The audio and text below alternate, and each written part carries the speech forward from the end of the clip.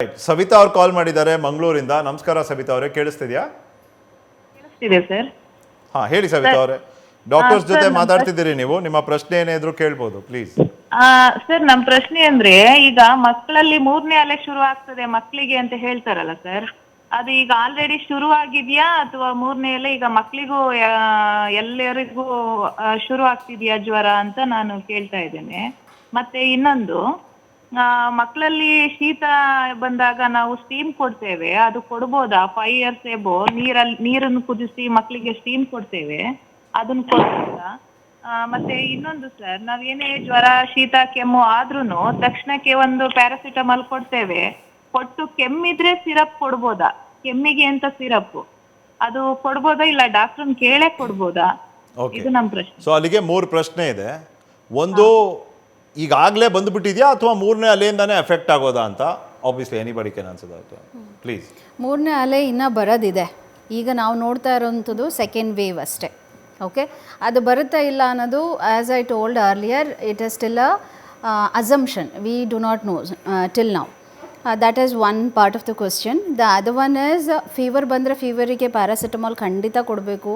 ಕೊಟ್ಬಿಟ್ಟು ಟೆಂಪ್ರೇಚರ್ ಕಡಿಮೆ ಮಾಡಿಕೊಂಡು ನೀವು ಒ ಪಿ ಡಿಗೆ ಕರ್ಕೊಂಡು ಬರಬೇಕು. 102 ಟೆಂಪ್ರೇಚರ್ ರನ್ ಆಗ್ತಾ ಇದೆ, ಹಾಗೆ ತೊಗೊಂಡು ಬರಬೇಕು. That is wrong. And if you tell, the doctors will believe that 102 103 ಇತ್ತು ಅಂತಂದರೆ ಹೇಳಿದರೆ ಸಾಕು. ಇನ್ನೊಂದು, ಕಾಫಿಗೆ ಮೆಡಿಕೇಷನ್ಸು ಕೂಡ ಖಂಡಿತ ನೀವು ಕೊಡ್ಬೋದು. ಇದೆಲ್ಲವೂ ಸಪೋರ್ಟಿವ್ ಮೆಡಿಕೇಷನ್ಸ್, ಆದರೆ ಡೋಸೇಜ್ ನಿಮಗೆ ಗೊತ್ತಿರಬೇಕು. ಈಗ ಲಾಸ್ಟ್ ವಿಸಿಟಲ್ಲಿ ಒಂದು ರಫಾಗೆ 2 ml 2.5 ml ಏನು ಹೇಳಿರ್ತಾರೆ ಅದನ್ನೇ ನಾವು ಕಂಟಿನ್ಯೂ ಮಾಡ್ಕೋಬೋದು. ಖಂಡಿತ ನಾವು ಕೊಡ್ಬೋದು. ಡಾಕ್ಟರ್ ಶೆನಾಯ್, ಸ್ಟೀಮ್ ತಗೋಬೋದಾ? ಸಣ್ಣ ಮಕ್ಕಳು ಪ್ಲೇನ್ ವಾಟರ್ ಸ್ಟೀಮ್ ತಗೋಬೋದಾ ಕೋಲ್ಡ್ ಇದ್ದಾಗ ಅಥವಾ ಸ್ವಲ್ಪ ಕಾಫ್ ಇದ್ದಾಗ? ನಿಮ್ಮ ಅಡ್ವೈಸ್ ಏನಿರುತ್ತೆ? ಓಕೆ, ಅತಿ ಚಿಕ್ಕ ಮಕ್ಕಳಲ್ಲಿ ಸ್ಟೀಮ್ ಕೊಡುವಾಗ ಒಂದೇನೆಂದರೆ ತುಂಬಾ ಕೇರ್ಫುಲ್ ಆಗಿರಬೇಕು. ಯಾಕಂದರೆ ಈ ಬಿಸಿ ಇದರಿಂದಾಗಿ ಬರ್ನ್ಸ್, ಸುಟ್ಟ ಗಾಯಗಳಾಗಿ ಇದನ್ನು ತುಂಬಾ ಕಂಡು ಬಂದಿದೆ. ಎಷ್ಟೇ ನೀವು ಕೇರ್ಫುಲ್ಲಾಗಿ ಕೊಟ್ಟರು ಈ ಮಕ್ಕಳು ಎಳೆಯೋದು, ಮೈಮೇಲೆ ಚೆಲ್ಕೊಳ್ಳೋದು ಇಂಥವು ಮಾಡ್ತಾರೆ. ಸೊ ಅದರಿಂದ ದಯವಿಟ್ಟು ಅತಿ ಚಿಕ್ಕ ಮಕ್ಕಳಿಗೆ ಸ್ಟೀಮು ಕೊಡಬೇಡ್ರಿ. 5 ವರ್ಷದ ಮೇಲಿನ ಮಕ್ಕಳಿಗೆ ಕೊಡಬಹುದು, ಕೊಡಬಾರ್ದು ಅಂತಿಲ್ಲ. ಬಟ್ ಅದರಲ್ಲಿ ಈ ಏನೂ ಔಷಧಿ ಹಾಕಬೇಡಿ, ಖಾಲಿ ನೀರಿನ ಸ್ಟೀಮ್ ಕೊಟ್ಟರೆ ಸಾಕು 5 ವರ್ಷದ ಮೇಲಿನ ಮಕ್ಕಳಿಗೆ. ಬಟ್ ಆವಾಗಲೂ ತುಂಬಾ ಜಾಗ್ರತೆಯಿಂದ ಕೊಡಬೇಕಾಗುತ್ತೆ. ಯಾಕಂದರೆ ಈ ಕಾಯಿಲೆಗಿಂತ ಜಾಸ್ತಿ ಆ ಬಿಸಿತಾಗಿ ಆಗೋ ತೊಂದರೆಗಳು ಜಾಸ್ತಿ ಆಗಿದ್ದಾವೆ. ಸೊ 5 ವರ್ಷದ ಮೇಲಿನ ಮಕ್ಕಳಿಗೆ ಕೊಡ್ಬೋದು, ಬಟ್ ಅದರಲ್ಲಿ ವಿಕ್ಸು ಅಮೃತಾಂಜನ್ ಇಂಥವು ಏನೂ ಹಾಕಬೇಡಿ. 5 ವರ್ಷದ ಕೆಳಗಿನ ಮಕ್ಕಳಿಗೆ ಕೊಡೋದು ಬೇಡ. ಏನಾದರೂ ಮೂಗಿನ ಬ್ಲಾಕ್ ಅಥವಾ ಮೂಗು ಕಟ್ಕೊಂಡಿರೋದು ತುಂಬಾ ಇದೆ, ಮಗು ಉಸಿರಾಡೋಕ್ಕೆ ಮೂಗಿನ ಬ್ಲಾಕಿಂದ ಕಷ್ಟಪಡುತ್ತೆ ಅಂದರೆ ಸೆಲೈನ್ ನೇಸಲ್ ಡ್ರಾಪ್ಸ್ ಬರ್ತವೆ, ಅದನ್ನು ಹಾಕ್ಕೋಬೋದು ಹೊರತು ಸ್ಟೀಮ್ಗಿಂತ ಒಳ್ಳೆಯದು ಅದು. ಓಕೆ, ರೂಪಾ ಫೋನ್ ಮಾಡಿದ್ದಾರೆ ರಾಜಾಜಿನಗರಿಂದ, ಬೆಂಗಳೂರು ರಾಜಾಜಿನಗರ್. ರೂಪಾ ಅವರೇ ನಮಸ್ಕಾರ. ನಮಸ್ಕಾರ. ಹೇಳಿ ರೂಪಾ ಅವರೇ. ಅದೇ ನನ್ನ ಮಗಳ ಸ್ಪೆಷಲ್ ಚೈಲ್ಡ್, 15 years ಅವಳಿಗೆ. ಓಕೆ, ಹಲೋ ಸರ್, ನಮಸ್ಕಾರ. ನಮಸ್ತೆ ಮೇಡಮ್, ಕೇಳಿಸ್ತಿದೆ ಹೇಳಿ. ನನ್ನ ಮಗಳ special child, down syndrome, 15 years. ಅವಳಿಗೆ ಸರ್ ಇಂಜೆಕ್ಷನ್ ಅಂದ್ರೆ ವ್ಯಾಕ್ಸಿನ್ ಬಗ್ಗೆ ಕೇಳ್ತಿದ್ದೀರಾ? ವ್ಯಾಕ್ಸಿನ್ ಬಗ್ಗೆ ಮತ್ತೆ ಜನರಲ್ ಆಗಿ. ಮೊದಲನೇದಾಗಿ ಇನ್ನೂ 18ಕ್ಕಿಂತ ಕಡಿಮೆ ವಯಸ್ಸಿರೋರಿಗೆ ವ್ಯಾಕ್ಸಿನ್ ಇನ್ನೂ ಅಕ್ಸೆಪ್ಟೇ ಆಗಿಲ್ಲ, ಇನ್ನೂ ಅಪ್ರೂವಲ್ ಸಿಕ್ಕಿಲ್ಲ ಕೇಂದ್ರದಿಂದ. ಟ್ರಯಲ್ ಈಗ ಶುರು ಆಗಿದೆ ಬೆಂಗಳೂರಿನಲ್ಲಿ. ಬಟ್ ನಿಮ್ಮ ಪ್ರಶ್ನೆ ನಿಜವಾಗ್ಲೂ ಭಾಳ ಸ್ಪೆಸಿಫಿಕ್ ಆಗಿದೆ, ಅದಕ್ಕೆ ಉತ್ತರ ಸಿಗಲೇಬೇಕು. ಈಗ phase 1 ಟ್ರಯಲ್ ನಡೀತಿದೆ, ಕೋವ್ಯಾಕ್ಸಿನ್ದು ಬೆಂಗಳೂರಿನಲ್ಲೂ ನಡೀತಿದೆ. 2 to 12 years, 2 to 16 years ಅದು ಟ್ರಯಲ್ ನಡೀತಿದೆ. ಬಟ್ ಈ ಥರ ಸ್ಪೆಷಲ್ ನೀಡ್ಸ್ ಇದ್ದಾಗ, down syndrome R any other issue, doctor ವಿದ್ಯಾ, ವ್ಯಾಕ್ಸಿನ್ ಅವ್ರಿಗೂ ಅಪ್ಲೈ ಆಗುತ್ತಾ? ಲೆಸ್ ದೆನ್ 18 years ನೀವು ಹೇಳ್ದಂಗೆ ಇನ್ನೂ ಟ್ರಯಲ್ಸ್ ನಡೀತಾ ಇದೆ, ಇನ್ನೂ ಅಪ್ಲೈ ಆಗಿಲ್ಲ ಅಂಥವ್ರಿಗೆ. ಬಟ್ ಈ ಥರ ಸ್ಪೆಷಲ್ ಕಂಡೀಷನ್ಸ್ ಇರೋರಿಗೆ ಫಾಸ್ಟ್ ಟ್ರ್ಯಾಕ್ ಮಾಡಬೇಕು ಅಂತ ನೋಡ್ಕೋಬೇಕು ನಾವು. ಇನ್ನೂ ಗೌರ್ಮೆಂಟಿಂದ ನಮಗೆ ಆರ್ಡರ್ಸ್ ಬಂದಿಲ್ಲ.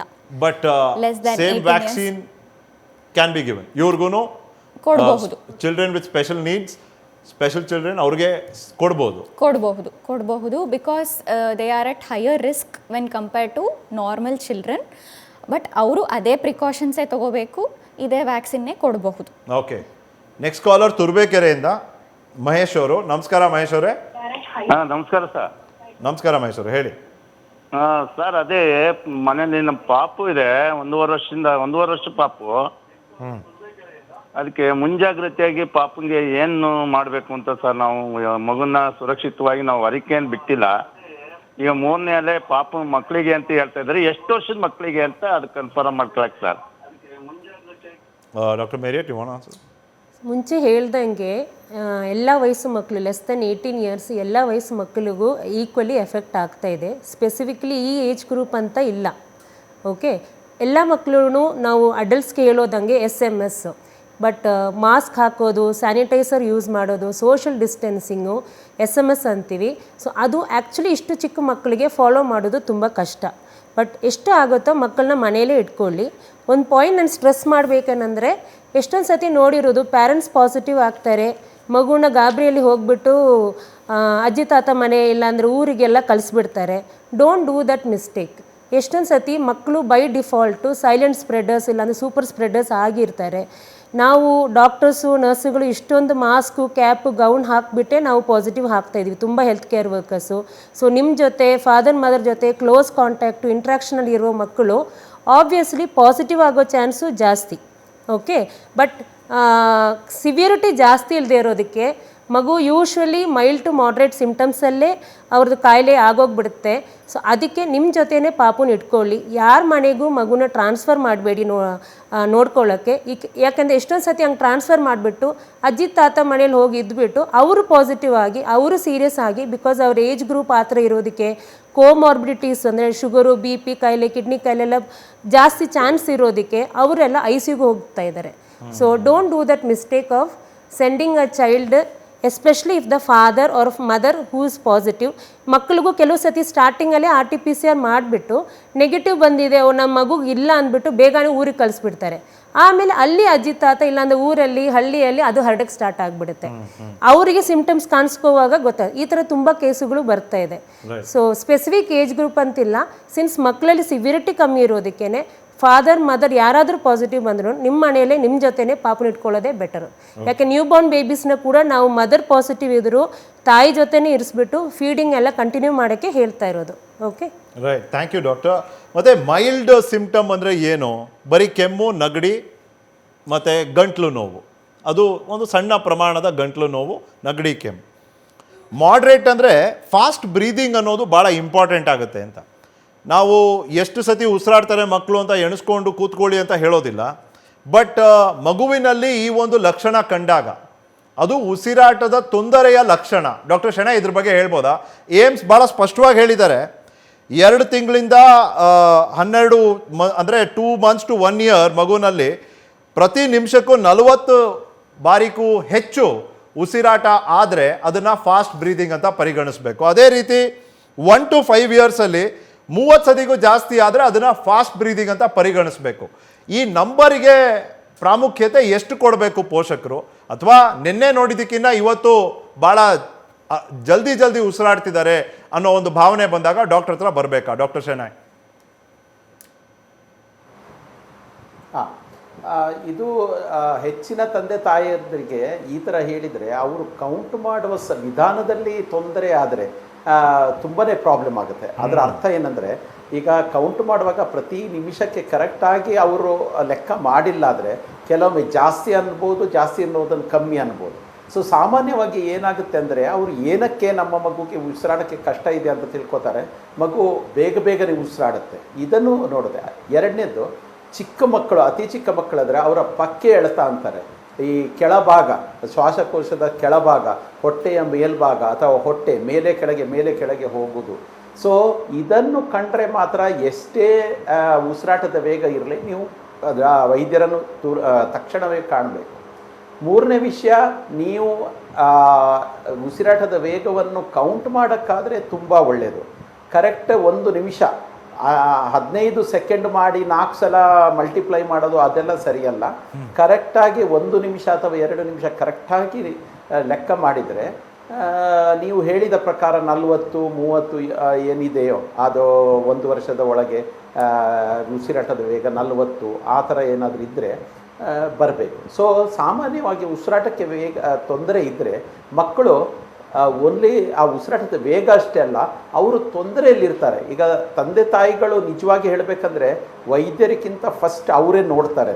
ಸೊ ಅವರಿಗೆ, ತಂದೆ ತಾಯಿಗಳಿಗೆ ಮಕ್ಕಳಲ್ಲಿ ಯಾವ ರೀತಿಯ ಬದಲಾವಣೆ ಕಂಡಿದೆ, ಅವರ ದೈಹಿಕ ಪ್ರಕೃತಿಯಲ್ಲಿ ಏನು ಬದಲಾವಣೆ ಆಗಿದೆ ಅನ್ನೋ ಅವರು ಸಾಮಾನ್ಯವಾಗಿ ಮೊದಲೇ ಕಂಡು ಹಿಡಿತಾರೆ. ಸೊ ಸಾಮಾನ್ಯವಾಗಿ ಅವ್ರಿಗೆ ಏನು ಕಾಣುತ್ತೆ ಅಂದರೆ ಮಗು ನನ್ನದು ಉಸಿರಾಡೋಕ್ಕೆ ಕಷ್ಟಪಡುತ್ತೆ. ಎರಡನೇದು, ಉಸಿರಾಟದ ಬೇಗನೆ ಉಸಿರಾಡುತ್ತೆ. ಅವರು ಲೆಕ್ಕ ಮಾಡೋದಿಲ್ಲ, ಆದರೂ ಹೆಚ್ಚಿನ ತಂದೆ ತಾಯಿಗಳು ಹೇಳ್ತಾರೆ. ಬಟ್ ನಿಮಗೆ ಲೆಕ್ಕ ಮಾಡೋಕ್ಕಾದರೆ ತುಂಬ ಒಳ್ಳೆಯದು.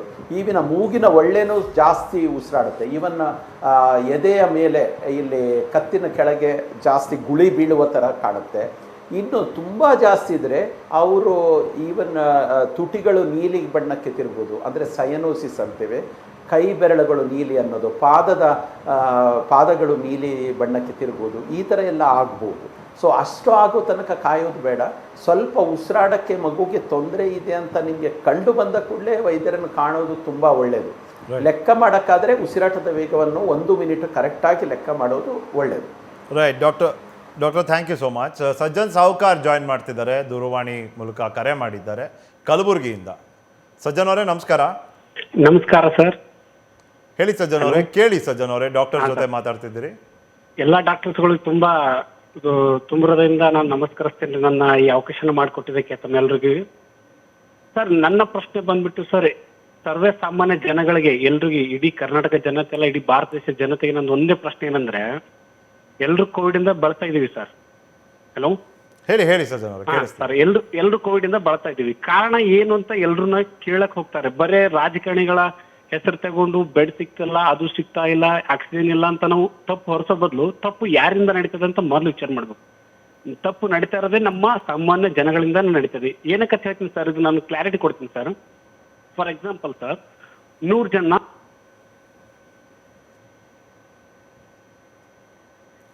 ಆ ಲೈನ್ ಕಟ್ ಆಗಿದೆ. ಶಿಲ್ಪಾ ಅವ್ರು ಕರೆ ಮಾಡಿದ್ದಾರೆ ಬೆಂಗಳೂರಿಂದ. ಶಿಲ್ಪಾ ಅವರೇ ನಮಸ್ಕಾರ.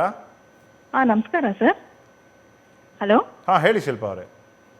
ಸರ್, ನಮ್ಮ ಮಗನಿಗೆ ಇವಾಗ 5 years, ಬಟ್ ಅವ್ನಿಗೆ ಯಾವಾಗ್ಲೂ ಅವರು ಡಾಕ್ಟರ್ ಹೇಳಿದ್ರು ಬರೀ ಪ್ಯಾರಾಸೆಟಮಾಲ್ ಟ್ಯಾಬ್ಲೆಟ್ಸೇ ಕೊಡಬೇಕು ಅಂತ. ಅವನಿಗೆ ಮೆಫ್ಟಾಲ್ ಪಿ ಬಿಟ್ಟು ಬೇರೆ ಏನು ಕೊಟ್ರು ವಾಮಿಟ್ ಆಗುತ್ತೆ ಸರ್. ಸೊ ಇಂಥ ಟೈಮಲ್ಲಿ ಹೇಗೆ, ಏನು ಮೆಡಿಕೇಶನ್ಸ್ ಕೊಡಬೇಕು ಅಂತ. ಮತ್ತು ಇನ್ನೊಂದು, ಅವನಿಗೆ ಒಂದು 2-3 times ಅವನಿಗೆ ಫಿಟ್ಸ್ ಬೇರೆ ಬಂದಿದೆ. ಸೊ ಹೇಗೆ ಇಂಥ ಟೈಮಲ್ಲಿ ಎಂಥ ಮೆಡಿಕೇಶನ್ಸ್ ಏನು ಕೊಡಬೇಕು ಸರ್? ಡಾಕ್ಟರ್ ವಿದ್ಯಾ, ಅದನ್ನು ಆನ್ಸರ್ ಮಾಡ್ಬೋದಾ? ಮತ್ತು ನಾನು ಸೀಜರ್ ಬಗ್ಗೆನೂ ಒಂದು ಪಾಯಿಂಟ್ ಬರ್ಕೊಂಡಿದ್ದೆ, ಅದನ್ನು ಕೂಡ ನಾನು ಕೇಳ್ತೀನಿ. ಬಟ್ ಈ ಮೆಡಿಸಿನ್ನಲ್ಲಿ ಕೆಲವೊಂದು ಕೆಮಿಕಲ್ಸ್ಗೆ ಅಲರ್ಜಿ ಇರುತ್ತೆ, ಅಂಥವ್ರು ಏನು ಮಾಡಬೇಕು? ಜನರಲ್ ಆಗಿ ಪ್ಯಾರಾಸಿಟಮಾಲ್ ಅಂತ ಕೊಡ್ಲಿಕ್ಕೆ ಆಗೋದಿಲ್ಲ. What is the alternative? Doctor Bhaskar Shenoy ಆಗಲೇ ತಿಳಿಸ್ಕೊಟ್ಟಂಗೆ, ಈಗ ಮೆಫ್ತಾಲ್ ಪಿ ಬದಲು ಈ ಕೋವಿಡ್ ಅಲೆ ಟೈಮಲ್ಲಿ ನಾವೇನು ಮಾಡ್ಬೋದು ಅಂದರೆ, ಒಂದು ಒದ್ದೆ ಬಟ್ಟೆನಲ್ಲಿ ಮಗು ಮೈಯೆಲ್ಲ ಫ್ರೀಕ್ವೆಂಟಾಗಿ ಒರೆಸ್ಬೋದು. ಅಂದರೆ ತೀರಾ ತಣ್ಣಗಿರೋ ಬಟ್ಟೆಯಲ್ಲಿ ಒರೆಸೋದು ಅಂತ ಅಲ್ಲ, ಬೆಚ್ಚಗಿರೋ ನೀರಲ್ಲಿ ಒದ್ದೆ ಮಾಡಿಕೊಂಡು ಬಟ್ಟೆನ ಫ್ರೀಕ್ವೆಂಟಾಗೆ ಮಗು ಬಾಡಿ ತಣ್ಣಗಾಗೋ ತನಕ, ಒಂದು ಸ್ವಲ್ಪ ಟೆಂಪರೇಚರ್ ಕಡಿಮೆ ಆಗೋ ತನಕ ಒರೆಸ್ಕೊಂಡು ನಾವು ನೋಡ್ಕೋಬೋದು. ಅಂತ ಅಲರ್ಜಿ ಇರೋ ಸಂದರ್ಭದಲ್ಲಿ ಮಕ್ಕಳಿಗೆ ಪ್ಯಾರಾಸಿಟಮಾಲ್ ಅಲರ್ಜಿ ಇದ್ದರೆ, 99% ಆಫ್ ದ ಟೈಮ್ಸು ಮಕ್ಕಳಿಗೆ ಅಲರ್ಜಿ ಇರೋದಿಲ್ಲ ಪ್ಯಾರಾಸಿಟಮಾಲ್ಗೆ. 1-2% ಈ ಥರ ಚಾನ್ಸಸ್ ಇರಬೇಕಾದ್ರೆ ಈ ಥರ ಒದ್ದೆ ಬಟ್ಟೆನಲ್ಲಿ ಒರೆಸ್ಕೊಂಡು ನಾವು ಬಾಡಿ ಟೆಂಪರೇಚರ್ ಕಡಿಮೆ ಮಾಡ್ಕೋಬೋದು. ಮತ್ತು ಡಾಕ್ಟರ್, ನಾನು ಈಗ ಇದ್ರ ಬಗ್ಗೆ ಓದಬೇಕಾದ್ರೆ ಮಕ್ಕಳಲ್ಲಿ ಕೋವಿಡ್ ಸೀರಿಯಸ್ ಅಂತ ನಾವು ಯಾವಾಗ ಪರಿಗಣಿಸ್ಬೇಕು ಅಂತ, SpO2 ಅಂದರೆ ಆಕ್ಸಿಜನ್ ಪ್ರಮಾಣ 90ಕ್ಕೂ ಕಡಿಮೆ ಬಂದರೆ ಮಕ್ಕಳಲ್ಲಿ ಅದು ಸೀರಿಯಸ್ ಅಂತ ನಾವು ಅನ್ಕೋಬೇಕು. ಅಡಲ್ಟ್ಸಲ್ಲಿ at least we may have some room, but ಮಕ್ಕಳಲ್ಲಿ 90ಕ್ಕೂ ಕಡಿಮೆ ಬಂದ ತಕ್ಷಣ ಅದನ್ನು ನಾವು ಅಬ್ಸಲ್ಯೂಟ್ಲಿ ಸೀರಿಯಸ್ ಅಂತ ನಾವು ಪರಿಗಣಿಸ್ಬೇಕು. ಒಂದು, ಅದ್ರ ಜೊತೆ ಈ ಲಥಾರ್ಜಿ, ಭಾಳ ಆಯಾಸ, ಆ್ಯಕ್ಟಿವ್ ಇದ್ದಂಥ ಮಗು ಇವಾಗ ಅಷ್ಟು ಆ್ಯಕ್ಟಿವ್ ಇಲ್ಲ ಅನ್ನೋದನ್ನು ನಾವು ಗಮನಿಸಬೇಕು. ಸೀಜರ್, ಫಿಟ್ಸ್ ಅಂತಾರೆ, ಎಪಿಲೆಪ್ಸಿ, ಸೀಜರ್, ಇದು ಕೂಡ ಒಂದು ಗಂಭೀರ ಹಂತದ ಅಥವಾ ಒಂದು ತೀವ್ರ ಹಂತದ ಒಂದು ಲಕ್ಷಣ. ಸೊ ಇದನ್ನು ಹೇಗೆ ನಾವು ಡಿಫ್ರೆನ್ಷಿಯೇಟ್ ಮಾಡೋದು ಡಾಕ್ಟರ್? ಯಾಕಂದರೆ ಕೆಲವ್ರಿಗೆ ಇದು ಒಂದು ಹೆಲ್ತ್ ಕಂಡೀಷನ್ ಆಗಿರುತ್ತೆ, ನಿಜವಾಗ್ಲೂ ಆ ಸಮಸ್ಯೆಯಿಂದ ಪಾಪ ಬಳಲ್ತಿರ್ತಾರೆ ಅವರು. ಮತ್ತು ಈ ಕೋವಿಡಿನ ಒಂದು ತೀವ್ರ ಹಂತದ ಲಕ್ಷಣವಾಗಿ ಕೂಡ ಇದು ಕಂಡು ಬರ್ಬೋದು. So how do you differentiate? ಒಂದು, ಇದು ಮಗುವಿಗೆ ಮುಂಚೆನೇ ಇದ್ದರೆ ಅವರು ಏನು ಮೆಡಿಕೇಷನ್ ಫಾಲೋ ಮಾಡ್ತಿದ್ದಾರೋ ಮುಂಚೆ ಅದು ಕಂಟಿನ್ಯೂ ಮಾಡಬೇಕು, ಡಿಸ್ಕಂಟಿನ್ಯೂ ಮಾಡಬಾರ್ದು. ಮತ್ತು ಯಾವುದೇ ಈ ಥರ ಸೀಜರ್ಸ್ ಇರೋ ಮಕ್ಕಳಿಗೆ ನಾವು ಅಡ್ವೈಸ್ ಮಾಡೋದು ಮನೆಯಲ್ಲಿ ಫಸ್ಟು ಸೇಫ್ ಜಾಗದಲ್ಲಿ ಕರ್ಕೊಂಡು ಹೋಗಬೇಕು ಮಗುವನ್ನು. ಒಂದು ಫ್ಲ್ಯಾಟ್ ಸರ್ಫೇಸಲ್ಲಿ ಮಲಗಿಸ್ಬೇಕು, ಇಲ್ಲ ಒಂದು ಕಡೆ ಎಡಗಡೆ ಇಲ್ಲ ಬಲಗಡೆ ತಿರುಗಿಸ್ಬೇಕು. ಅವರು ಸಪೋಸ್ ಇಂಥ ಟೈಮಲ್ಲಿ ವಾಂತಿ ಮಾಡೋ ಚಾನ್ಸಸ್ ಇರುತ್ತೆ, ಅದು ಶ್ವಾಸಕೋಶಕ್ಕೆ ಒಳಗೆ ಹೋಗಬಾರ್ದು ಅಂತ ಒಂದು ಕಡೆ ತಿರುಗಿಸಿ ಇದು ಮಾಡಬೇಕು. ಮತ್ತು ಆ ಟೈಮಲ್ಲಿ ಏನೂ ಕೊಡಬಾರ್ದು ಮಗುವಿಗೆ. ಇದು 1 to 2 minutes ಅಬ್ಸರ್ವ್ ಮಾಡಿ ನೋಡ್ಬೋದು. ಪೇರೆಂಟ್ಸ್ ಇದನ್ನು ಅಬ್ಸರ್ವ್ ಮಾಡಿ ನೋಡ್ಬೋದು. ಈ 1 to 2 minutesಲ್ಲಿ ಸಬ್ಸೈಡ್ ಆಯಿತು ಅಂತಂದರೆ ಓಕೆ, ಸ್ವಲ್ಪ ಟೈಮ್ ತೊಗೊಂಡು ಆಸ್ಪತ್ರೆ ರೀಚ್ ಆಗ್ಬೋದು, ಇಲ್ಲ ಡಾಕ್ಟರ್ನ ಕನ್ಸಲ್ಟ್ ಮಾಡ್ಬೋದು. ಇದು ಹೀಗೆ more than 3 minutes, more than 4 minutes ಹೀಗೆ ಕಂಟಿನ್ಯೂ ಆಗ್ತಾ ಇದೆ ಅಂತ ಅಂದರೆ ಕೋವಿಡ್ ಅಂತ ಅಲ್ಲ, ಬೇರೆ ಸಿಚುವೇಷನಲ್ಲಿ ಕೂಡ ನಾವು ಆಸ್ಪತ್ರೆಗೆ ಹೋಗಬೇಕು, ವೈದ್ಯರನ್ನು ಕನ್ಸಲ್ಟ್ ಮಾಡಬೇಕು ಅಂತ ಹೇಳ್ತೀವಿ. ಸೊ ಒಂದು ಸಲ ವೈದ್ಯರ ಹತ್ರ ಹೋದರೆ ನಮಗೆ ಕ್ಲಿಯರ್ ಆಗುತ್ತೆ ಅದು ಕೋವಿಡಿಂದನಾ ಅದು ಪ್ರೀವಿಯಸ್ ಅಂತ. ಓಕೆ, ರಾಮನಗರದಿಂದ ಬಸವರಾಜ್ ಅವ್ರು ಫೋನ್ ಮಾಡಿದ್ದಾರೆ. ನಮಸ್ಕಾರ ಬಸವರಾಜ್ ಅವರೇ. ನಮಸ್ತೆ ಸರ್. ಹೇಳಿ ಬಸವರಾಜ್. ಬಸವರಾಜ್ ಅಂತ ಹೇಳಿ ಬಸವರಾಜ್. ಸರ್, ನನಗೆ 2 ಹೆಣ್ಮಕ್ಳಿದ್ದಾರೆ. ಒಬ್ಳು 10 years, ಒಬ್ಳು 12 years. ಹಲೋ, ಹಾಂ ಹೇಳಿ. ಒಬ್ಳಿಗೆ 10 ವರ್ಷ, ಒಬ್ಳಿಗೆ 12 ವರ್ಷ ಸರ್. ಇವಾಗ ನನಗೆ ಈ ಟಿವಿ ಮಾಧ್ಯಮದಲ್ಲಿ ಬರ್ತಾ ಇರೋ 5 years ಮೇಲ್ಗಡೆ ಮೇಲೆ ಇದಾಗುತ್ತೆ ಅಂತ. ಅದು ಏನ್ ಸರ್, ನನ್ನ ಮಕ್ಳು 10 ವರ್ಷ ಒಬ್ಳಿಗೆ, 12 ವರ್ಷ ಒಬ್ಳಿಗೆ ಬಿಸಿನೀರು ಸಾಕು, ಬಿಸಿನೀರು ಆವಿ ಮಾತ್ರ ಅಂತ ಸಾಕು ಅಂತ ಕೊಡ್ತಾ ಇದಾರೆ. ಅದು ಯಾವ ತರ ಬಂದ್ರೆ ನಾವು ಮಕ್ಳಿಗೆ ಕೊಡ್ಬೋದು ಅನ್ನೋದೊಂದು ಬೇಕಾಗಿತ್ತಲ್ಲ ಸರ್ ನಮ್ಗೆ. ಡಾಕ್ಟರ್ ಸಿಂಧು ಹೇಳ್ತೀರಾ ನೀವು ಮತ್ತೊಮ್ಮೆ? ಅವ್ರ ಪ್ರಶ್ನೆ ಏನು ಅಂದರೆ 5 ವರ್ಷದ ಮೇಲಿರೋರ್ಗೇನೆ ಜಾಸ್ತಿ ಬರ್ತಿದೆಯಂತೆ ಅನ್ನೋ ಮಾಹಿತಿ ಅವ್ರ ಹತ್ರ ಇದೆ. ಇದನ್ನು ನಾವು ಸರಿಪಡಿಸ್ಬೇಕಾಗಿದೆ. ನೀವು ಮಾಡ್ತೀರಿ ಅದನ್ನು ಪ್ಲೀಸ್? 5 ವರ್ಷ ಅಂತ ಏನು ಹೀಗೆ 5 ವರ್ಷ ಮೇಲೆ 5 ವರ್ಷ ಕೆಳಗೆ ಅಂತ ಹಾಗೇನು ಪ್ಯಾಟರ್ನ್ ಏನೂ ಇಲ್ಲ. ಎಲ್ಲ ಏಜ್ ಗ್ರೂಪಿಗೂ ಇದು ಕಾಣಿಸ್ಕೊಳ್ತಾ ಇದೆ. ನಾವೇನು ನೋಡ್ತಾ ಇದ್ದೀವಿ ಅಂತಂದರೆ ಆಲ್ರೆಡಿ ಇದು ಸೀರಿಯಸ್ ಯಾರಲ್ಲಿ ಆಗ್ತಾ ಇದೆ ಅಂತಂದರೆ ಆಲ್ರೆಡಿ ಕೋಮಾರ್ಬಿಡ್ ಕಂಡೀಷನ್ಸ್ ಇರೋ ಮಕ್ಕಳಲ್ಲಿ, ಅಂದರೆ ಅವ್ರಿಗೆ ಲಾಂಗ್ ಟರ್ಮಿಂದ ಲಂಗ್ಸ್ ಇಶ್ಯೂ ಇದೆಯಾ ಅಥವಾ ಕಿಡ್ನಿ ಇಶ್ಯೂಸ್ ಇದೆಯಾ ಅಥವಾ ಕೆಲವು ಮಕ್ಕಳು ಕೀಮೋಥೆರಪಿಯಲ್ಲಿರೋ ಮಕ್ಕಳು, ಇಂಥವರಲ್ಲಿ ನಾವು ಸ್ವಲ್ಪ ಜಾಸ್ತಿ ವಿಜಿಲೆಂಟ್ ಆಗಿ ಇರಬೇಕು. ಮತ್ತು ಒಬೆಸಿಟಿ, ನಾನು ಆವಾಗ ಹೇಳ್ದಂಗೆ ಒಬೆಸಿಟಿ ಸ್ವಲ್ಪ ದಪ್ಪಕ್ಕಿರೋ ಮಕ್ಕಳು, ಇಂಥವರಲ್ಲಿ ಸ್ವಲ್ಪ ನಾವು ಜಾಗ್ರತೆಯಾಗಿ ಇಟ್ಕೊಂಡ್ರೆ ಆಯಿತು. ಇಲ್ಲ ಅಂತಂದರೆ ಮೈಲ್ಡ್ ಸಿಂಪ್ಟಮ್ಸ್, ಅಂದರೆ ಬರೀ ಜ್ವರ ಬಂತು, ಬರೀ ಶೀತ ಮತ್ತು ಒಂದು ಸ್ವಲ್ಪ ಗಂಟ್ಲು ನೋವು ಇದ್ದರೆ ಜಾಸ್ತಿ ಏನು ಗಾಬರಿ ಪಡೋದು ಬೇಡ. ಚೆನ್ನಾಗಿ ಹೈಡ್ರೇಷನ್ ಕೊಡಿ, ಚೆನ್ನಾಗಿ ನೀರು ಕುಡಿಸಿ, ಮತ್ತು ಪ್ಯಾರಾಸಿಟಮಾಲ್ ಜ್ವರ ಬಂದಾಗ ಮಾತ್ರ ಪ್ಯಾರಾಸಿಟಮಾಲ್ ಟೆಂಪ್ರೇಚರ್ ನೋಡಿಕೊಂಡು ಪ್ಯಾರಾಸಿಟಮಾಲ್ ಕೊಡಿ. ಇಷ್ಟೇ ನೀವು ಮಾಡಬೇಕಾಗಿರೋ ಕರ್ತವ್ಯ. ಓಕೆ, ಬಸಂತ್ ಕುಮಾರ್ ಅವ್ರು ಕರೆ ಮಾಡಿದ್ದಾರೆ ನೆಲಮಂಗಲದಿಂದ. ನಮಸ್ಕಾರ ಬಸಂತ್ ಅವರೇ. ಹಲೋ ಬಸಂತ್ ಅವರೇ, ಕೇಳಿಸ್ತಿದ್ಯಾ ನಾನು ಮಾತಾಡೋದು? ಹಲೋ ಬಸಂತ್ ಅವರೇ, ಕೇಳಿಸ್ತಿದ್ಯಾ? ಹೌದು ಸರ್, ಕೇಳಿಸ್ತಿದೆ. ಹಾಂ ಹೇಳಿ ಬಸಂತ್ ಅವರು. ಸರ್, ನಮ್ಮ ಮನೆಯಲ್ಲಿ ಆಲೇ ಒಂದು 10 days 12 days ಇಂದ ಪಾಸಿಟಿವ್ ಕೇಸ್ 2 ಇತ್ತು. ನಮ್ಮ ಪಾಪು ಒಂದು 3 days ಇಂದ ಸ್ವಲ್ಪ ನೆಗಡೆಯಿಂದ ಇದಾಗ್ತಾ ಇದೆ. ಏನು ವಯಸ್ಸು ನಿಮ್ಮ ಪಾಪುಗೆ? ಸರ್ 5 ವರ್ಷ ಸರ್. ಓಕೆ ಸರ್, ನೆಗಡೆ ಇದೆ, ಸ್ವಲ್ಪ ನೆಗಡೆ ಬರ್ತಾ ಇದೆ ಒಟ್ಟಿನಾಗೆ. ಇದಕ್ಕೆ ಮುಂದೆ ಏನು ಮಾಡಬೇಕು ಅಂತ ಗೊತ್ತಾಗ್ತಾ ಇಲ್ಲ. ಓಕೆ, ಡಾಕ್ಟರ್ ಶೆನಾ ಹೇಳ್ಬೋದಾ ಅದಕ್ಕೆ? 5 ವರ್ಷದ ಮಗು ಇದೆ ಮನೆಯಲ್ಲಿ, ಇಬ್ಬರು ಪಾಸಿಟಿವ್ ಆಗಿದ್ರು, ಈಗ ಮಗುವಿನಲ್ಲಿ ಸ್ವಲ್ಪ ನೆಗಡಿ ಕಾಣ್ತಿದೆ, ಲಕ್ಷಣ ಇರ್ಬೋದಾ? ಏನು ಮಾಡಬೇಕು ಸದ್ಯಕ್ಕೆ? ಹೌದು, ಲಕ್ಷಣ ಇರಲಿ ಬಿಡಲಿ, ಮನೆಯಲ್ಲಿ ಒಬ್ಬರು ಪಾಸಿಟಿವ್ ಇದ್ದರೆ ಎಲ್ಲರೂ ಟೆಸ್ಟ್ ಮಾಡೋದು ಅತಿ ಪ್ರಾಮುಖ್ಯ. ಈಗ ಮಕ್ಕಳಲ್ಲಂತೂ ಈ ಮೊದಲೇ ಹೇಳಿದಂಗೆ ರೋಗ ಲಕ್ಷಣಗಳು ಬಹಳ ಕಮ್ಮಿ. ಸುಮ್ಮನೆ ತುಂಬ ಕಮ್ಮಿ ನೆಗಡಿ, ಸ್ವಲ್ಪ ಕೆಮ್ಮು ಇರ್ಬೋದು. ಅದರಿಂದ ಈ ಮಗುನ ಫಸ್ಟ್ ಈಗ ಅತಿ ಬೇಗ ಹೋಗಿ RT-PCR ಟೆಸ್ಟನ್ನು ಮಾಡಲೇಬೇಕು. ಔಷಧಿ ಬಗ್ಗೆ ನಾವು ಮೊದಲೇ ಹೇಳಿದಂಗೆ ತುಂಬ ಔಷಧಿಗಳು ಏನಿಲ್ಲ. ಈವನ್ ಈ ಚಿಕ್ಕ ಮಕ್ಕಳಿಗೆ ಸ್ಟೀಮು ಕೊಡೋದು ಬೇಡ. ಅತಿ ಚಿಕ್ಕ ಮಕ್ಕಳಿಗೆ ಮೂಗಿನ ಡ್ರಾಪ್ಸ್, ಔಷಧಿಯುಕ್ತ ಡ್ರಾಪ್ಸ್ ಅಲ್ಲ, ಸೆಲೈನ್ ಡ್ರಾಪ್ಸ್, ಉಪ್ಪು ನೀರು ಇರುವಂಥ ಡ್ರಾಪ್ಸ್ ಇರುತ್ತೆ, ಸೆಲೈನ್ ಡ್ರಾಪ್ಸ್ ಅಂತಾರೆ, ಅದನ್ನು ಮಾತ್ರ ಹಾಕಬೇಕು. ಸಾಧ್ಯ ಆದಷ್ಟು ಕೆಮ್ಮಿಗೂ ನೆಗಡಿಗೂ ಔಷಧಿನೂ ಕೊಡಬೇಕಾಗಿಲ್ಲ. ಸ್ವಲ್ಪ ನೆಗಡಿಗೆಲ್ಲ ಔಷಧಿ ಕೊಡುವ ಅಗತ್ಯನೇ ಇಲ್ಲ. ಇಂಥ ಸಂದರ್ಭದಲ್ಲಿ ಅದು ಈ ಕೋವಿಡ್ ಸೀಸನಲ್ಲಿ ನೀವು ಯದ್ವಾ ತದ್ವಾ ಔಷಧಿ ಕೊಡುವುದು ತುಂಬ ಸರಿಯಲ್ಲ. ಖಾಲಿ ಮೂಗಿನ ಡ್ರಾಪ್ಸ್ ಹಾಕಿ ಆದಷ್ಟು ಬೇಗ ಇವತ್ತಾದರೆ ಇವತ್ತು ಮಗುವಿಗೆ ಕೋವಿಡ್ ಟೆಸ್ಟ್ ಒಂದು ಮಾಡಿಸಿಬಿಡಿ. ಅದು ಮಾಡಿಸಿದ ಮೇಲೆ ಅದು ಮಾಡೋವರೆಗೆ, ರಿಪೋರ್ಟ್ ಬರೋವರೆಗೆ ಐಸೋಲೇಷನಲ್ಲಿ ಇಟ್ಟುಬಿಡಿ. ಅಷ್ಟೇ ನನ್ನ ಸಲಹೆ. ರೈಟ್, ಬಸಂತ್ ಕುಮಾರ್ ಅವರೇ ಕೇಳಿಸ್ಕೊಂಡ್ರಿ ಅನ್ಕೋತೀನಿ. ಮೊದಲು ಟೆಸ್ಟ್ ಮಾಡಿಸಿ, ಮಗಳಿಗೆ ಮಾತ್ರ ಅಲ್ಲ ಮನೇಲಿ ಇರೋರು ಎಲ್ಲರಿಗೂ, ಯಾಕಂದರೆ ನಿಮ್ಮ ಮನೇಲಿ ಆಗಲೇ 2 ಪಾಸಿಟಿವ್ ಕೇಸ್ ಇರೋದ್ರಿಂದ ಉಳಿದವ್ರು ಎಲ್ಲರೂ ಟೆಸ್ಟ್ ಮಾಡಿಸಿ. ಸದ್ಯಕ್ಕೆ ಮಗುವಲ್ಲಿ ಲಕ್ಷಣ ಥರ ಇರೋದ್ರಿಂದ ಐಸೋಲೇಟ್ ಮಾಡೋದು ಒಳ್ಳೆಯದು ಅಂತ ಡಾಕ್ಟರ್ ಶೆಣೈ ಅಭಿಪ್ರಾಯ. ಇನ್ನು ಕೆಲವೇ ನಿಮಿಷ ಇರೋದ್ರಿಂದ ಇಷ್ಟೊತ್ತು ಸಮಸ್ಯೆ ಬಗ್ಗೆ ಮಾತಾಡಿದ್ದೀವಿ. ಈ ಸಮಸ್ಯೆಯಿಂದ ಹೇಗೆ ನಮ್ಮನ್ನೇ ನಾವು ರಕ್ಷಿಸ್ಕೊಳ್ಳೋದು ಅಂತ ಒಂದು 10 ನಿಮಿಷ ಮಾತಾಡೋ ಒಂದು ಅವಕಾಶ ಇದೆ. ಈಗ ವರ್ಕ್ ಫ್ರಮ್ ಹೋಮು ದೊಡ್ಡವರು ಮನೆಯಲ್ಲಿ, ಸ್ಕೂಲ್ ರಜಾ ಚಿಕ್ಕವರು ಮನೆಯಲ್ಲಿ, ಫಿಸಿಕಲ್ ಆ್ಯಕ್ಟಿವಿಟಿ ಆಲ್ಮೋಸ್ಟ್ ಝೀರೋ. ಇವತ್ತಿನ ಜನ್ರೇಷನ್ ಬಹುಶಃ ನಿಮಗೂ ಗೊತ್ತಿದೆ, they are more into video games, mobile, T V ಹೀಗೆ ಆಯಿತು. ಸೊ ಫಿಸಿಕಲ್ ಆ್ಯಕ್ಟಿವಿಟಿಯ ಇಂಪಾರ್ಟೆನ್ಸ್ ಏನು, ಹೈಡ್ರೇಷನ್ ಮತ್ತು ನ್ಯೂಟ್ರಿಷನ್ ಅಂತ ನೀವು ಅವಾಗಲಿಂದ ಹೇಳ್ತಿದ್ದೀರಿ. ಪೌಷ್ಟಿಕ ಆಹಾರ ತಿನ್ನಬೇಕು ಮತ್ತು ತಮ್ಮನ್ನೇ ತಾವು ಚೆನ್ನಾಗಿ ನೀರು ಜ್ಯೂಸು ಕುಡಿದು ರಕ್ಷಣೆ ಮಾಡ್ಕೊಳ್ಳೋ ಸಾಧ್ಯತೆಗಳು ಜಾಸ್ತಿ. ಇದು ಹೇಗೆ ಮಾಡ್ಕೋಬೋದು ಅಂತ ಪ್ಲೀಸ್ ಡಾಕ್ಟರ್ ಲಕ್ಷ್ಮಿ ನಿಮ್ಮಿಂದನೇ ಶುರು ಮಾಡಿ. ಸೊ ಅದು ಇನ್ನೇಟ್ ಇಮ್ಯುನಿಟಿ ಅಂತ ನಾವೇನು ಹೇಳ್ತೀವಿ ಚೈಲ್ಡಿಗೆ to fight any infection, corona ಇರಲಿ ಅಥವಾ ಎನಿ ಅದರ್ ಡಿಸೀಸಸ್ ಅಂತ ನೋಡಿದಾಗ all these good behaviours are very important. Giving the child ಒಂದು balanced healthy diet, 1 hour of physical activity. Healthy diet ಅಂದರೆ ನೀವು ಹೇಗೆ ಡಿಫೈನ್ ಮಾಡ್ತೀರಿ? ಹೆಲ್ದಿ ಡಯಟ್ ಅಂತ ಹೇಳಿದರೆ ಸ್ಪೆಸಿಫಿಕ್ ಪ್ರಪೋರ್ಷನ್ಸ್ ನಾವು ಕೊಡಬೇಕಾಗತ್ತೆ. If like child's diet is of 100%, 1/4 of the child's diet should be of cereals derived ಅಂತ ಹೇಳ್ತೀವಿ, 1/4 should be derived from by the proteins, 1/4 should be vegetables, another 1/4 should be derived from by the fruits. ಆ ರೀತಿ ಇರುತ್ತೆ.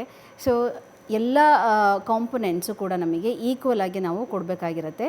ಅದು ಬಂದು balanced diet ಅಂತ ಹೇಳ್ತೀವಿ. ಒಂದು ಜಾಸ್ತಿ ಅಥವಾ ಒಂದು ಕಡಿಮೆ ಇರೋದಿಲ್ಲ. ಅಲಾಂಗ್ ವಿತ್ ದಿಸ್ ಸ್ವಲ್ಪ ಮೊಸರು ಅಥವಾ ಎನಿ ಡೈರಿ ಪ್ರಾಡಕ್ಟ್ ಇದಿಷ್ಟು ಸೇರಿಕೊಂಡು ನಮಗೆ ಹೆಲ್ದಿ ಬ್ಯಾಲೆನ್ಸ್ಡ್ ಡಯಟ್ ಅಂತ ಹೇಳ್ತೀವಿ. ಇದ್ರ ಜೊತೆಗೆ ಪ್ಲೆಂಟಿ ಆಫ್ ಲಿಕ್ವಿಡ್ಸ್, ಅದು ವಾಟರ್ ಅಂತ ಕೊಡುವಂಥದ್ದು, ಮತ್ತು 1 hour ಆಫ್ ಫಿಸಿಕಲ್ ಆ್ಯಕ್ಟಿವಿಟಿ. ಇದಿಷ್ಟು ನಾವು ಡೆಫಿನೆಟ್ಲಿ ಮಾಡಲೇಬೇಕಾಗತ್ತೆ. These are the important things how you will improve the innate immunity. ಈಗ ಪೇರೆಂಟ್ಸ್ ವರ್ ವರೀಡ್, ನನ್ನ ಮಗು ಈಗ 10 ವರ್ಷ ಇದೆ, 12 ವರ್ಷ ಇದೆ, ವೇವ್ ಬರ್ತಾ ಇದೆ, ವಾಟ್ ಶುಡ್ ಐ ಡೂ? ಈಗ ನಾವು ಮಾಡಬೇಕಾಗಿರೋದು ಏನೂ ಇಲ್ಲ. Only thing to give a good diet, good healthy diet and lots of liquids, 1 hour of physical activity. We have to find the way. ನಾವು ಒಂದು ವೇನ ಕಂಡುಹಿಡಬೇಕು. ಈಗ ಕೋವಿಡ್ ಸೀಸನಲ್ಲಿ ವರ್ಕ್ ಫ್ರಮ್ ಹೋಮ್ ಇದೆಲ್ಲನೂ ಹೊಸದು, ಇದೆಲ್ಲ ನಮಗೆ ಮುಂಚೆ ಗೊತ್ತಿರಲಿಲ್ಲ. We are adapting for all the things. So the physical activity ಕೂಡ ನಾವು ನೋಡಬೇಕಾಗತ್ತೆ. ಹೇಗೆ I can bring that also into activity ಅಂತ ಹೇಳಿ. ಸೊ ದ ಪ್ಯಾರೆಂಟ್ಸ್ ಅದರಲ್ಲೂ ಒಂದು ಚಾಲೆಂಜ್ ಅಲ್ವಾ ಡಾಕ್ಟರ್? ಫಾರ್ ಎಕ್ಸಾಂಪಲ್ ಒಂದು ಅಪಾರ್ಟ್ಮೆಂಟ್ನಲ್ಲಿ ಇರ್ತಾರೆ, ಅಪಾರ್ಟ್ಮೆಂಟ್ನಲ್ಲಿ 10 ಮಕ್ಕಳು, ಹೊರಗೆ ಹೋಗ್ತೀನಿ ಆಡೋಕ್ಕೆ, ಹೊರಗೆ ಕಳ್ಸೋದಕ್ಕೂ ಭಯ ಅಲ್ಲ ಪೇರೆಂಟ್ಸ್ಗೆ.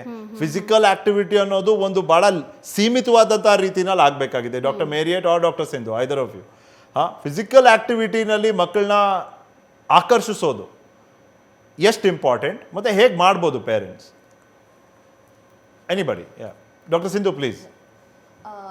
ಫಿಸಿಕಲ್ ಆ್ಯಕ್ಟ್ ಈಗ ಸದ್ಯಕ್ಕೆ ಅಂತೂ because covid is everywhere, so don't ಏನಂದ್ರೆ ಆ ಕಡೆ ಮಕ್ಕಳು ಇವರು ಮಕ್ಕಳು ಎಲ್ಲ ಸೇರ್ಕೊಂಡು ಆಟ ಆಡೋದು, I think you just have to avoid it. Okay, ಅಕ್ಕಪಕ್ಕದ, ಯಾಕಂದರೆ you never know who is positive at this time. So ಆದಷ್ಟು your protection is first, definitely is your protection.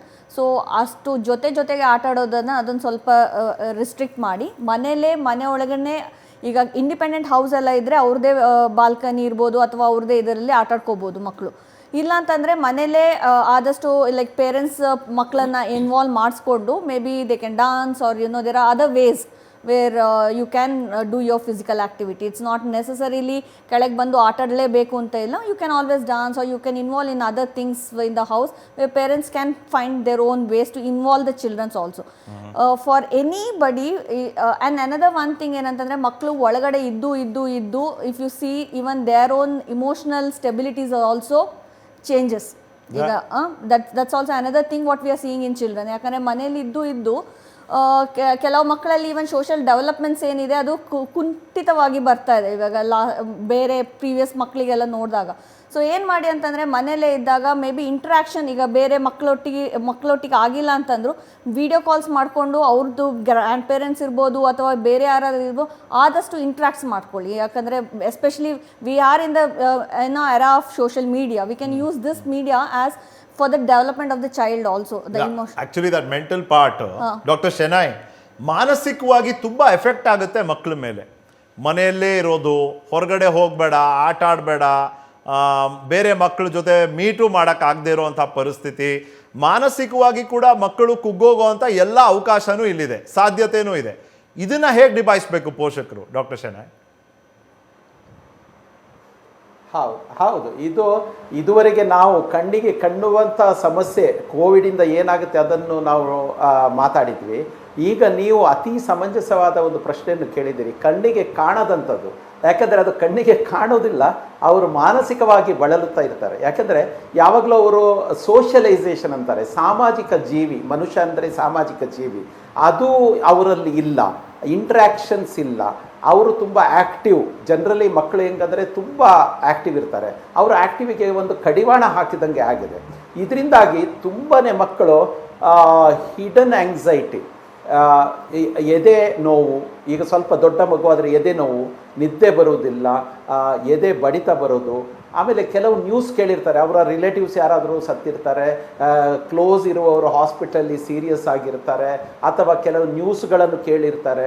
ಇದರಿಂದಾಗಿ ಅವರು ತುಂಬನೇ, ಆಮೇಲೆ ಮನೆಯಲ್ಲಿ ದೊಡ್ಡವರು ಅದೇ ಮಾತಾಡ್ತಾ ಇರ್ತಾರೆ, ಅಯ್ಯೋ ಹಿಂಗಾಯ್ತೆ, ಅಯ್ಯೋ ನಮ್ಮ ಮಕ್ಕಳಿಗೆ ಹಿಂಗಾಯ್ತೆ. ಅದು ಮಕ್ಕಳಿಗೆ ಅದರ ಅರ್ಥ ಆಗೋದಿಲ್ಲ. ಅವರು ಅದನ್ನು ನೆಗೆಟಿವ್ ಆಗಿ ತೆಕ್ಕೊಂಡ್ರೆ ಭಾಳನೇ ಕಷ್ಟ ಇದೆ. ಹೆಚ್ಚಿನ ಮಕ್ಕಳು ನನ್ನ ಹತ್ರ ಈ ಕೋವಿಡಿಂದ ಆಗುವ ಡೈರೆಕ್ಟ್ ಪರಿಣಾಮ ಬೇರೆ, ಕೋವಿಡಿಂದ ಆಗುವ ಸೈಕೋ ಸೋಷಿಯಲ್ ಪ್ರಾಬ್ಲಮ್ಸ್ ಅಂದರೆ ಸಾಮಾಜಿಕ ಮತ್ತು ಮಾನಸಿಕ ಸಮಸ್ಯೆಗಳಿಂದ ಬರುವವರು ತುಂಬ ಜನ ಇರ್ತಾರೆ. ಎಸ್ಪೆಷಲಿ ಸ್ವಲ್ಪ ದೊಡ್ಡ ಮಕ್ಕಳು, ಒಂದು 7 ವರ್ಷ 8 ವರ್ಷ, ಅವರು ಪೂರ್ತಿ ಅಡಲ್ಟ್ಸು ಅಲ್ಲ, ಪೂರ್ತಿ ಮಕ್ಕಳು ಅಲ್ಲ, ಅವರು ಅರ್ಧಂಬರ್ಧ ಅರ್ಥ ಮಾಡ್ಕೋತಾರೆ. ಸೊ ಎದೆನೋವು ಅಂತ ಬರ್ತಾರೆ. ನಾವು ಎಲ್ಲ ಟೆಸ್ಟ್ಗಳು ಮಾಡಿದರೂ ಎದೆನೋವಿಗೆ ಯಾವ ಕಾರಣವೂ ಇರಲ್ಲ. ಹೆಡ್ಡೇಕ್, ತಲೆನೋವು ಅಂತಾರೆ, ತಲೆನೋವಿಗೂ ಕಾರಣ ಇರಲ್ಲ. ಇವೆಲ್ಲ ಮಾನಸಿಕ ಸಮಸ್ಯೆಗಳು. ಸೊ ಇವುಗಳಿಂದ ಪಾರಾಗಲಿಕ್ಕೆ ಏನು ಅಂದರೆ ಮಕ್ಕಳ ಜೊತೆ ನಾವು ಮಕ್ಕಳಾಗಿ ಇಡಬೇಕು. ಈಗ ಈ ನಮ್ಮ ಮೊದಲಿನ ವೈದ್ಯರು ಹೇಳಿದಂಗೆ ಅವರನ್ನು ಕೆಳಗೆ ಬಿಡೋಕ್ಕಾಗಲ್ಲ, ಬೇರೆ ಮಕ್ಕಳ ಜೊತೆ ಮಿಂಗಲಾಗಕ್ಕಾಗಲ್ಲ, ಒಂಥರ ಜೈಲಿನ ಥರನೇ ಆಗಿಬಿಟ್ಟಿದೆ ನಿಜವಾಗಿ ಹೇಳಬೇಕಂದ್ರೆ. ಇದರಿಂದ ಪಾರಾಗಲಿಕ್ಕೆ ಪೋಷಕರ ಪಾತ್ರವು ತುಂಬ ಜಾಸ್ತಿ ಇದೆ. ಒಂದು ಏನಂದರೆ ಅವರ ಜೊತೆ ಜಾಸ್ತಿ ಮಾತಾಡಿ ಕತೆ ಹೇಳೋದು. ಈಗ ಹಳೆ ಕಾಲದಲ್ಲಿ ಹೆಂಗೆ ಮಕ್ಕಳನ್ನು ನಾವು ಬೆಳೆಸಿದ್ದೇವೆ, ಟಿ ವಿ ಇರಲಿಲ್ಲ, ಸೋಷಿಯಲ್ ಮೀಡಿಯಾ ಇರಲಿಲ್ಲ, ಹೊರಗಡೆ ಇದಿರಲಿಲ್ಲ. ಸೊ ಆದರೂ ಮನೆ ಒಳಗೇ ನಾವು ಕತೆ ಹೇಳೋದು, ಕುಂಟೆ ಬಿಲ್ಲೆ ಆಡೋದು, ಅಥವಾ ಇಂಡೋರ್ ಗೇಮ್ಸ್ ಹೇಳ್ತೇವೆ ಅದನ್ನು ಆಡೋದು, ಪೇಂಟಿಂಗ್ ಮಾಡೋದು, ಡ್ರಾಯಿಂಗ್ ಮಾಡಿಸೋದು, ಡ್ಯಾನ್ಸ್ ಮಾಡಿಸೋದು, ಹಾಡು ಹೇಳಿಸೋದು, ಇಂಥ ಕೆಲವು ಕನ್ಸ್ಟ್ರಕ್ಟಿವ್ ಆ್ಯಕ್ಟಿವಿಟಿ, ಸೃಜನಾತ್ಮಕ ಕಾರ್ಯಕ್ರಮಗಳನ್ನು ನಾವು ಮನೆಯಲ್ಲೇ ನಾವು ಅಳವಡಿಸಬೇಕು. ನಾವೇ ತಂದೆ ತಾಯಿಗಳ ಜವಾಬ್ದಾರಿ ಜಾಸ್ತಿ ಇರುತ್ತೆ. ಅಯ್ಯೋ ನನಗೆ ಆಗಲ್ಲಪ್ಪ ಅಂದರೆ ಆಗಲ್ಲ. ಮಕ್ಕಳ ಜೊತೆ ಮಗುವಾಗಿ ಆಡಿ, ಮಗುವಾಗಿ ನೀವು ಇದು ಮಾಡಿ, ನಿನ್ನ ಅಲ್ಲಿ ಆಡು, ನಾನು ಗೊಂಬೆ ಕೊಡ್ತೇನೆ ಅಂತ ಹೇಳಿದರೆ ಮಕ್ಕಳಿಗೆ ಆಗಲ್ಲ. ಆ ಸಾಮಾಜಿಕತೆ ಇರಬೇಕು, ಆ ಇಂಟ್ರ್ಯಾಕ್ಷನ್ಸ್ ಇರಬೇಕು, ಅದನ್ನು ಮಾಡೋದು ತಂದೆ ತಾಯಿಗಳ ಕರ್ತವ್ಯ. ಎರಡನೇದೇನೆಂದರೆ it is a passing phase. ಸ್ವಲ್ಪ ದಿನ ನಾವು ಕಷ್ಟ ಪಡಬೇಕಾಗುತ್ತೆ. ಇರೋ ಕಷ್ಟದಲ್ಲೇ ಯಾವ ಥರ ಚೆನ್ನಾಗಿ ನಾವು ಅದನ್ನು ಉಪಯೋಗ ಮಾಡಬೇಕು ಅನ್ನೋದನ್ನು ಪ್ರತಿಯೊಬ್ಬರು ಅರ್ಥ ಮಾಡಿಕೊಂಡು ಮಕ್ಕಳಿಗೆ ಆದಷ್ಟು ನೆಗೆಟಿವ್ ಅಲ್ಲ, ಪಾಸಿಟಿವ್ ಥಿಂಕಿಂಗ್ ಮಾತಾಡಿ ಅವರನ್ನು ಬೆಳೆಸಬೇಕು ಅಂತ ನಾನು ಕೇಳ್ಕೊತೀನಿ. Right doctor Shenoy, thank you so much ನಿಮ್ಮ ಟೈಮಿಗಾಗಿ. ಸ್ಟುಡಿಯೋನಲ್ಲಿ ಇರುವಂಥ doctor Vidya, doctor Sindhu, doctor Marriott, doctor Lakshmi, thank you so much ನಿಮ್ಮ ಟೈಮಿಗಾಗಿ. ಮಕ್ಕಳ ಬಗ್ಗೆ ಎಚ್ಚರ ಇರಲಿ, ಎಚ್ಚರ ವಹಿಸಿ, ಅಂಜಿಕೆ ಬೇಡ. ಎಚ್ಚರ ವಹಿಸಿ ಅಂತ ಹೇಳೋದಕ್ಕೆ ಮಾತ್ರ ಈ ಕಾರ್ಯಕ್ರಮ. ಹೇಗೆ ವಹಿಸ್ಬೋದು ಅನ್ನೋ ಮಾಹಿತಿ ನಿಮಗೆ ಸಿಕ್ಕಿದೆ ಅಂತ ಭಾವಿಸ್ತೀನಿ. Thank you for watching. ನೋಡ್ತೀರಿ ನ್ಯೂಸ್ ಫಸ್ಟ್, ಪ್ರತಿಕ್ಷಣ ನಿಮ್ಮೊಂದಿಗೆ.